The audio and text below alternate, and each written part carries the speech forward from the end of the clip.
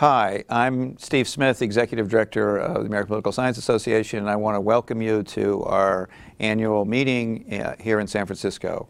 APSA is the largest political science association in the world with over 13,000 members. We're expecting record attendance here in San Francisco of over 7,000 attendees. We're offering over 1,000 panels, over 400 poster sessions. And one of my very best career memories thus far was at an APSA annual meeting. I think it was in Chicago 2 or 3 years ago. And I ran into my very first teacher of political science at the University of Chicago, Eric McGilvray, who's now at Ohio State. And I ran into him at the bar. And I was able to take him to task and say, Eric, every single questionable career and life decision that I have made over the past 10 years has been your fault, because you made me fall in love with political theory. So that was a great APSA moment. APSA is the way that we organize ourselves. We build relationships with each other as scholars at conferences or other kinds of meetings.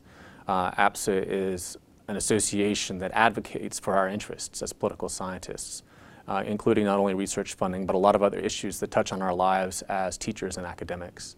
And I think fundamentally the association is really there to deepen our ability to do our work, and I think that's what it does. Being a member of the American Political Science Association has provided me, from the time that I was a first-year graduate student until today, is the ability to come to the annual meeting and to either work with my collaborators, to talk in person with people about the ideas that we're thinking about and the work we're doing, or when I was a graduate student, to just meet for the first time people who had been thinking about the questions I was interested in for years already.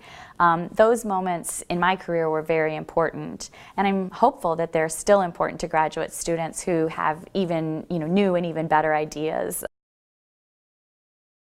But the amazing thing about political science is that while so many of us are engaged in politics and involved in politics and so forth and passionate about it, there are times when we can really be informed about how it works, about how people who aren't like us see things, about how our relationship to politics compares to that of people in other parts of the world.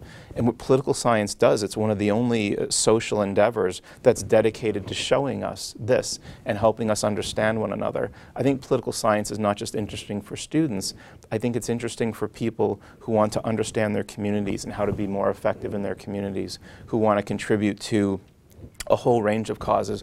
It can help you figure out why people disagree on some things, why they agree on others, and how to be more effective. And regardless of what your ideology is, being able to voice and understand your concerns more effectively, it can help lots of people.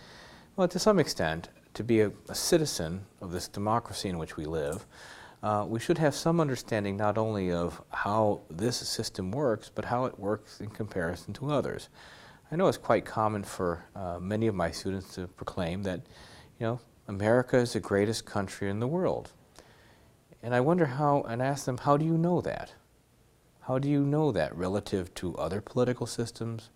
What makes this particular political system great? Why was it devised the way it was? And what is it supposed to be doing?